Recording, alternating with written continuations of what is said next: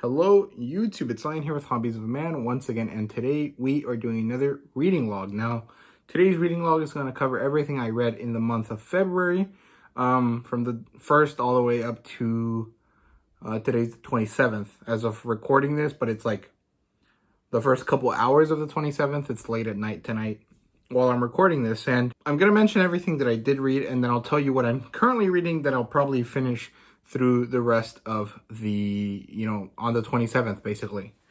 And then, yeah, we're just going to go through it chronologically. So it's going to be a bit of a mishmash between stuff, and it's not all going to be shoujo, although this was the shoujo month. I did have a lot of extra time and not enough shoujo books to kind of like read, so I had to read a lot of other stuff as well. But yeah, if you guys remember from my TBR video from the beginning of the month, I had planned to read about 10 different shoujo series. Let me actually count them really quickly. 1, 2, 5, 6, 7, 8. Okay, it was 8 shoujo series and a rom-com light novel and a female-led isekai light novel. And I definitely accomplished that. And then I also added 2 other shoujo series that I read, which were Fushigi Yugi and Sailor Moon. So we did read a total of 10 different series, or at least started 10 different series this month. So I did actually manage to complete my whole TBR, which is awesome. I didn't actually expect to be able to do so, but since we did have that 1 week in February when Texas was frozen over, I did have a lot of extra time. So let's actually just jump into the proper video. I ramble a lot. So the first thing I finished reading this month was Guildcore Dragonborn, which is written by TJ Reynolds. He's a friend of mine. He's also an author. Well, I met him after I started doing reviews, and I've been friendly with him for quite a while now. He sent me this a couple months ago, like 3 or 4 months ago, and I just finished reading the first volume the first day in February, which was really good. I really enjoyed it. I have a review for it in my channel. I have reviews or first impressions reviews for basically everything that I'm mentioning, except for the things at the very end. Then the first thing I read in terms of manga was Dreaming Sun, which is actually pretty nice. I do want to collect more of it. I did see that there's a 4-pack on cheap manga for the first 4 volumes for like $20. So I'll probably pick that up and then sell the extra copy that I got. So, but yeah, I'm not really sure. I really did enjoy this. I thought it was really good, but I don't know. It just wasn't something that I necessarily wanted to pick up the last time I went to the bookstore. I just wanted to pick up other stuff. So I am going to get back to this eventually, but right now it's kind of like on the back burner a little bit. So yeah. Next, I read Nirvana, which is more or less the same. This is an isekai shoujo, and it also has elements of magical girls in there, or maho shoujo, I guess. And it's pretty good. I did enjoy it a lot. It's a very interesting read, and it's a short series. It's only 5 volumes, so it's actually quite good in that sense that it's like a fun, quick read that you're not going to get bored of, or that's not going to be fucking difficult to collect like every other shonen series out there. So pretty cool. I did enjoy it as well. After that, I read Toradora Volume 1. Let me pull it out of the stack here. Toradora Volume 1, which was really great. I did enjoy it a lot. I did watch the first 2 episodes of the anime, which are the ones that cover this volume, and I felt it was a little bit rushed, but overall it did fit nicely. It's just that if you're reading it and you're kind of like slowly working through the whole book, the relationship aspects and the kind of impactful moments hit a lot harder in the light novel form. So there you go. If you want to read the light novel or check out the anime, I would recommend the light novel. So there you go. Next, what did I read? I read Requiem of a Rose King, which, holy crap, is freaking wonderful. I did want to pick up more of this like 3 days ago when I went to the bookstore, but I didn't actually manage to find another volume of this, which was really sad. I did really want to pick it up, but I couldn't find it, so I'm gonna have to order this on Amazon probably, or I might bite the bullet and go on Right Stuff now that there's this new pop-up parade figure of Erza Scarlet that's coming out, and if I get that and a couple volumes of manga, I should be above the limit necessary for free shipping, so there you go. But yeah, this was really wonderful. It's a kind of like Shakespearean-inspired manga. It's technically aimed at shoujo, but the fact that it's so like war-oriented and political drama kind of stuff, very Game of Thrones, actually just makes it a fun read, regardless of the fact that it's shoujo. I mean, it is definitely aimed at girls or like in a shoujo demographic in terms of like what manga magazine it came out in. But the point is that, you know, everyone can read it and everyone can enjoy it, and it's very good. Kind of in the same vein, but this one a lot more definitely aimed at girls, is Prince Freya, which was really good as well. I did want to pick up another volume of this, but I did find it, and then I came across other stuff that I wanted to pick up more than this. So haven't picked up the next volume, but I am looking forward to picking it up soon. This was really fun as well. It's kind of like a Prince and Pauper type of story. If the Pauper also had like hot adopted brothers, and the King's Guard guy was also kind of really attractive, and the Pauper was a girl. So there you go. It's very interesting. I did really enjoy it. And it's very like historical fiction, fantasy-esque in the same vein as Requiem of a Rose King. So if you're fans of, you know, Game of Thrones, like the TV show, and you want to pick something up like that that's a little bit lighter, this is pretty good. Both this one and Requiem of the Rose King. So there you go. Okay, what else did I pick up? Okay, next I read Waiting for Spring, which is also really good. I did enjoy the slice of life aspects here. It's basically this girl that's a loner, basically kind of becomes friends with these 4 basketball players from her high school. And, you know, shenanigans ensue, and there's kind of a romance aspect there. And there's like the whole like, oh my God, my best friend I thought was a girl is actually a boy. Or, you know, actually the trope is usually the other way around, but you guys kind of understand what I'm trying to say. It's very kind of cutesy, and I did really enjoy it, but I don't know if I'm going to, I am going to collect it. I do want to finish the story, and I know that a lot of people like it a lot, but it's kind of like also on the back burner. Like, I do want to collect more of it, but if I go to the bookstore and I only have like $50, I'm going to pick up other stuff first and then get this. So there you go. That's kind of what I mean.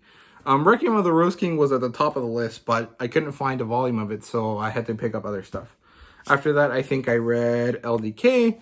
I picked this up from my local used bookstore, so I don't actually mind too much that I did, because I didn't really like this that much. Like, it was an enjoyable story, but there wasn't anything about it that really stuck out to me or that kind of jumped at me that made me enjoy it all that much. At the end of the first volume, I was like, okay, that was cool. I don't necessarily want more of it. So this is probably the only shoujo that was kind of disappointing from all of the 10 different series that I read. But yeah, LDK is okay. It's not that bad. Now, what else did I read? I read How Not to Summon a Demon Lord, the light novel, and I read it digitally. And yeah, it's really funny. It's really enjoyable. It's definitely more aimed at like people that like ecchi, and it's like Overlord, but like dumb and easier to kind of get, and it's all more along the harem comedy aspect. So, you know, if you like Overlord and you want something lighter, but in the same kind of vein of like this OP evil guy that has like chicks around him, How Not to Summon a Demon Lord is pretty good, and the anime is pretty fun as well. It's one of the animes that got me back into anime after I took like a few years off when I was in high school, because I was like really into it when I was in middle school and then going into high school, especially because of Attack on Titan. But then like I got bored of it, and then I started watching, you know, Green Arrow and stuff, or like the CW stuff. And then I just came back to anime when I was back in college. Well, I still am in college, but like when I started college, and then I was like, okay, this stuff is great. I'm going to get into it. And then I got into manga from there. So yeah, How Not to Summon a Demon Lord, pretty fun. What else do I have? Okay, next I read Daytime Shooting Star, which is really fun. I like this one a lot. Out of all of the shoujo slice of life ones, this is the best one, I think, in my opinion. It's the most fun. It's so like great. It's the main character is so earnest, but so deadpan at the same time. And so she's really funny because they do something and she's like, no, I just meant, I was just like hoping to be friends. And then someone else says something and then she just has like dead fish eyes, and it's so fucking funny. But yeah, it's really wonderful. I did really enjoy this. Some people might not like this because there's like an age gap romance thing. Like she falls kind of in love with her teacher as far as I know. Like, so that's kind of weird. But I think the situation is a lot different for Japan than it is here. A lot of teachers in Japan, from my understanding, are actually quite young, so it's really not that weird.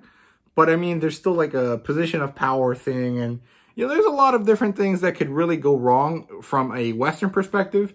So, if you're not really interested in that, this is maybe not for you. But the first volume is pretty tame. There's really not going to be anything horrible that you can see, and most of it is dealing with like teenagers being teenagers at school. So, no worries on that part. Now, what did I read after that? Okay, Spiders So What, which is one of the best light novels I've read so far. I think I've only read about 8 light novels this year, which is not that many, but this is by far the second best one. The first one is Goblin Slayer, but this one is wonderful. Kumoko, the main character, is so funny. She's hilarious. She has this very distinct voice, and she pops off the page, and you just really feel like you're this cute, like really animated spider is talking to you about how the fuck her shitty life is in like this game world, and it's really wonderful. I do really enjoy it. And the clips that you can see from Crunchyroll on YouTube for the series are pretty accurate to the light novel. So I think the series, in terms of the anime, is okay. Like, you could definitely watch that. But I don't think the animation looks that great, in my opinion. So, light novel's the way to go. In general, I just prefer the source material 10 out of 10 times. Well, usually, not always. Sometimes the source material is worse than the movie, but it's very rare that that happens. Okay, so what did I read after that? Oh, I read Skip Beat, which is really fun. It was a cool kind of like revenge story at the end of the day, and it's about this girl that goes to Tokyo with this guy who's an idol, or like he's like working to become an idol, and then it turns out that he just brought her along because he wanted like basically a housemaid, and she thought that they were like in love, and it's a horrible kind of thing, and she gets mad, and she kind of decides like going the Carrie Underwood route, but instead of destroying his car, she decides to destroy his career, or more than anything, his ambitions, by becoming a very successful idol herself, to be able to be like lorded over him, basically. And I thought it was really fun. It's a very interesting premise, and I really do like the main character. I mean, it took me a little bit to get to like her, but because she was really off, like very basic at the beginning. But by the end of the novel, or by the end of the manga, I was really interested in her story and seeing how she manages to achieve her goal. So it's pretty cool. Okay, let's see. After that, I read Grimspace, which is over there, but yeah, I did a review for it. It was okay. Like, I did enjoy the story, but the characterization of it was kind of bad. It wasn't bad. Some people will definitely enjoy it, but it was definitely a type of characterization that I did not enjoy, because there's this thing that no one really talks about, but it's basically like well understood that, YA fantasy is usually read and aimed at adult women, and, paranormal romance and urban fantasy are also aimed at that same demographic.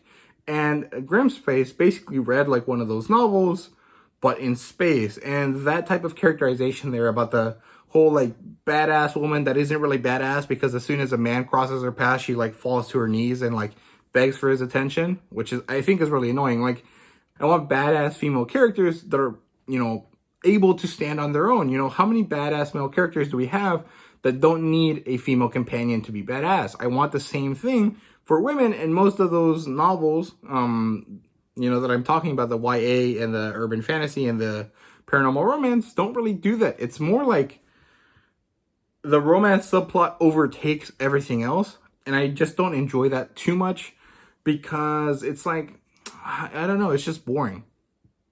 Which is why I stopped reading YA fantasy. and YA science fiction isn't really that big of a thing anyway, so I didn't read any of that either.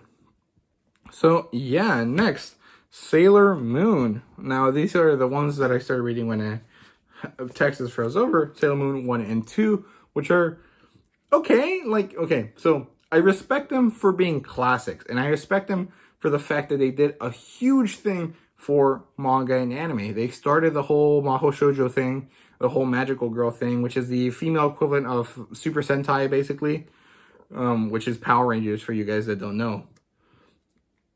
And in general, I did like them. They were fun, interesting reads, but the characters were not very good. Like, there wasn't anything deep about them. The world building was pretty interesting. There's a lot of questions that came up, but the characters themselves did not feel like they deserved to be superheroes. There was no growth in terms of Usagi. There was really nothing interesting about her. And the only redeeming quality that she had was that she was cute. And to me, that's really basic because, okay, you can argue all you want that shonen protagonists are all boring because they're all the same. Sure, I can agree with that. But even though they're all the same, they're all pretty good everyman characters that any boy or any, girl that is attracted to story points that are told usually for boys, which is, the whole take care of your family, take care of your brothers, take care of your ideals, do not fight just for the sake of fighting, fight for the sake of saving others, fight for the sake of protecting your people, that sort of stuff. You can relate to them and you can like superimpose yourself on them correctly, because even if they're like really boring characters, they still have those like general ideas within their character. Asta is always fighting for his ability to be the Wizard King, even if he has no powers. Naruto is always fighting to protect his people and to be recognized by the people that hated him when he was a kid. Deku is fighting for his dream. Deku is trying to become the #1 hero, even if he has no powers, because he wants to be that, because he wants to protect everyone. Those are redeeming qualities, even if they're very boring and cut and paste, copy paste from previous protagonists. Usagi doesn't even have that. She doesn't have anything about her that's like particularly amazing or anything about her that is good. The only thing that's like special about her is, one, she's cute, and two, she has that whole like, oh, love, but the person that she's in love with is this random ass dude that's like 4 years older than her, and she's like 14 and he's like 18, I guess, by that definition or something like that. And he's just like a weird, random, mysterious guy that shows up once or twice to save her. And now she's like, oh my god, I love him. That's my problem with Sailor Moon in general, but the story itself was good. The way the plotline developed was good. Everything else about it was good. It was just like the characters did not really jive with me, but I do want to read more of it, and I do want to collect the whole thing.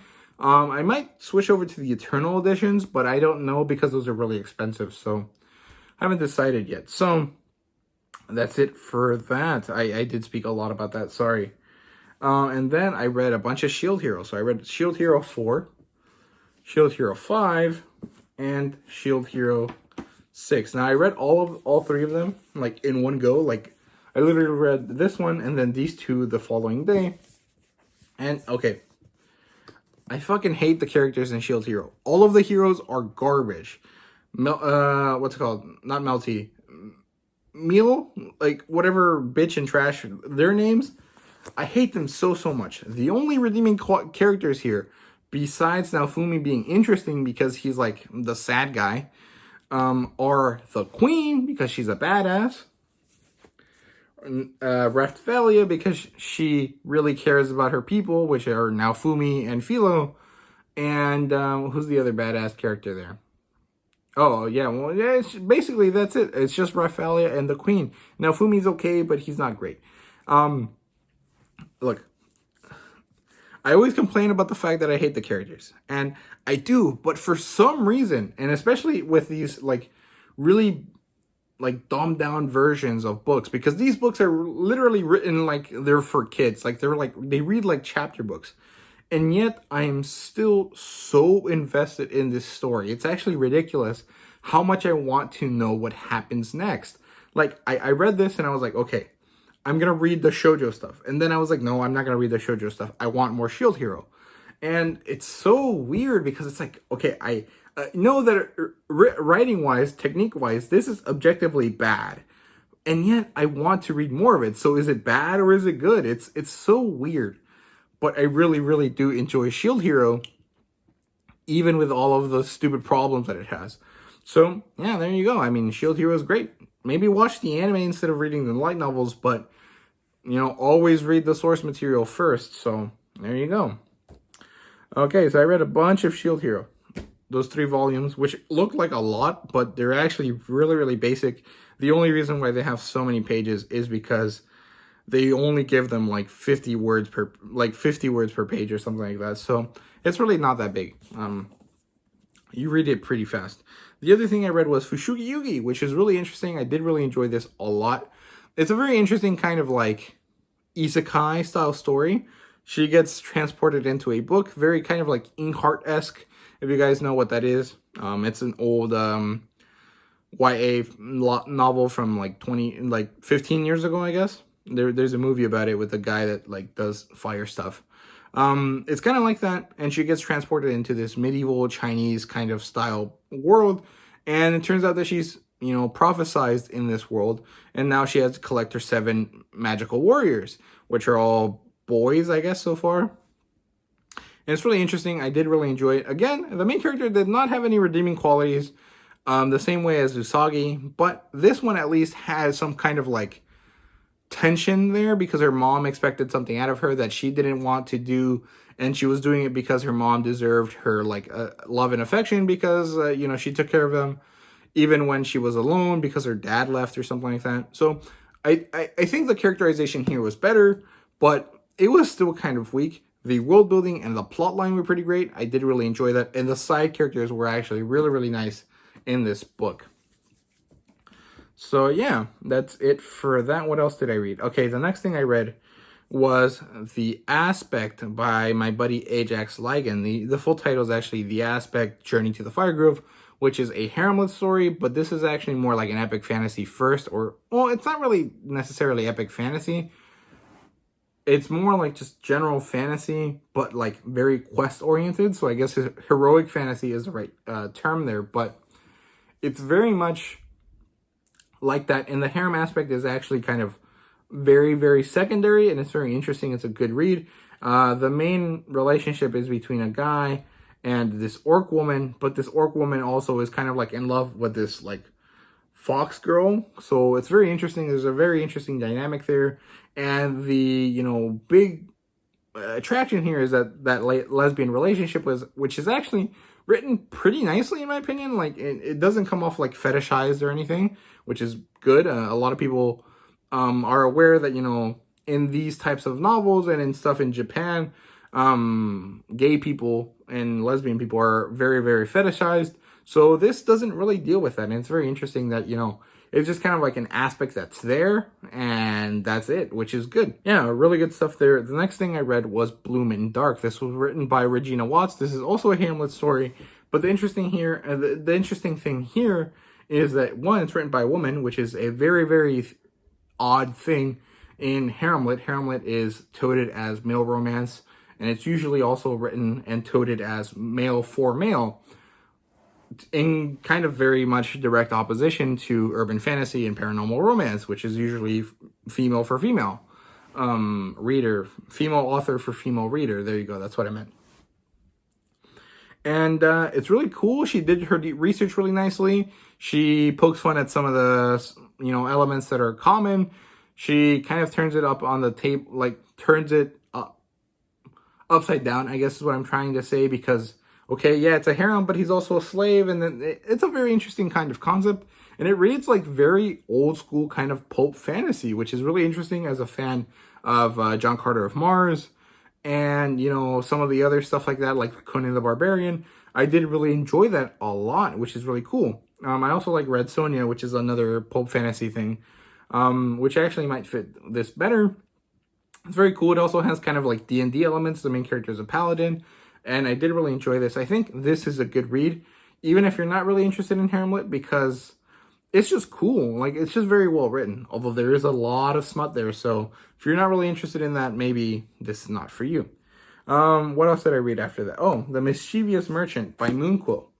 This is the second book in the Bard's Tale series. The Bard's Tale series is basically this guy gets summoned into this lit RPG world, and then he chooses to become a hobbit, or a halfling, really, because a hobbit is like hashtag TM, you know, it's like only Tolkien. He's a halfling. He has big feet and doesn't wear shoes, and he's like a small fat dude. And yeah, it's really good. I did really enjoy it. I think there was a bit of an issue here with a plot point that was like forgotten about. But in general, I did think it was a good read. It was very fun. It's a kind of really relaxing read. Like, it's a huge book. It's 300 pages long, or 340 something, 346, I think. It's really big. It has a lot of words per page, and the margins are very tiny. And yet I read this really, really fast. It was a really relaxing kind of read. Like, there's a lot of tension in the book because, you know, the main character has to do these things and he might die at any given moment. And if he dies, it's a game world, but it's not like a, you know, respawn kind of game world. So he dies for real. So, you know, there's a lot of tense moments, and yet it was a really fun kind of relaxing read. So it's really cool. I do recommend this title. In general, the whole series so far, which is 2 books, is pretty great. And yeah, next I did read some online manga. I did download Manga Plus, which is the Shueisha titles, all put up in a app, kind of like the Viz Shonen app. And a lot of the stuff that's on there is actually the same stuff as Viz, but they have some extra titles from Jump Plus. And I read some of those. So I read the first 10 chapters of what is it called? It's Time for Torture Princess, which sounds really horrible, but is actually a very, very cute, very funny series. It's basically this girl is trapped by these demons, and she's tortured every day. And we kind of see each kind of torture, but it's all kind of like food related. So she's like sitting there, and they're like, okay, today we're going to torture you by making noodles, like cup noodles, and we're going to wait longer than the 3 minutes that they're supposed to. And then she starts crying because, oh my God, the noodles are going to get soggy. How dare you, you monsters. And then they talk. She says something stupid that the, you know, demons are like, okay, that's good. And then they tell the demon lord, and the demon lord's like, no, that's useless information. Get something better. And the torture continues. And it actually ends up being a really cute story because, you know, as a princess and as a warrior, this girl didn't actually grow up having any of those kind of like basic comforts that kids usually do, like having friends, enjoying regular food, you know, all that type of stuff. And she finds all of that through these demons and through this torture. And it's really cute. I did really enjoy it a lot. I think there's like 100 chapters of it, 90 chapters of it. And I'm going to read all of it as soon as I can. But I do want to wait a little bit and do a first impressions review of it first. So yeah, there we go. That's that. And next, I read the first 2 volumes, which is the first 16 chapters of Hokkaido Gals Are Super Adorable. And holy crap, that was such a good story too. Like, it's kind of a ridiculous premise. It's this kid from Tokyo moves to Hokkaido, which is like the opposite of what happens, because Hokkaido is basically like the boonies, essentially. It's like very northern up, very cold boonies of Japan. And this city boy moves there. And then the first person he meets is this really cute, very attractive gal. This, like, you know, a gal in Japan, in Japanese culture, is a Japanese girl that wants to act and be kind of more Western. So she dyes her hair blonde. She's always using her phone. It basically like appeals to kind of the stereotypical bleach blonde haired, kind of maybe bimbo, maybe more like Valley Girl / Starbucks girl. You know, that sort of thing. But it's actually really cute. And the story is kind of like a rom-com slice of life, you know, story. So it follows the whole kind of like, oh my God, are we friends? Are we not friends? Are we dating and stuff like that? And then it adds some other characters. And I really enjoy it. It's really good, especially when the third character shows up, which is this kind of introverted girl that plays Nintendo games a lot. And she doesn't have any friends. And, you know, the whole thing is just so cute and wholesome. Although it does have a lot of ecchi bits in there. So it's kind of actually like My Dress Up Darling. So if you like Dress Up Darling, you should check out Hokkaido Gals Are Super Adorable, because it's very, very good. I did really enjoy it a lot. And that's everything that I read this month that I started and finished. And the one thing that I started and haven't finished yet is Bright Blade by Jess Cagio, or Cagio. I don't know how to say his last name. I don't know if it's like Portuguese or Latin American or something like that. So I'm not gonna say it. I mean, he's British, but I don't know, you know, how to say his name. And this is kind of a lit RPG story as far as I'm aware. I've only read about the first 10% of it because I read it online, so I don't know exactly what page that is. And it's good so far. I am really enjoying it, but I haven't, delved into it too deeply, so don't really have an opinion just yet. But yeah, that's it. That's everything I read this month. It's a lot. It's a lot more than I planned. I'm actually really happy with how much reading we got done, because at the end of January, after my huge manga haul, I had way too many books in my TBR shelf. And I did manage to, knock it about halfway down. So that's really wonderful. I'm really happy about that. And yeah. So thank you guys very much for watching. I hope you guys enjoyed the video. And if you did, please leave a like, subscribe, and comment down below. Let me know what you thought. And yeah, thank you guys very much for watching. See you guys later.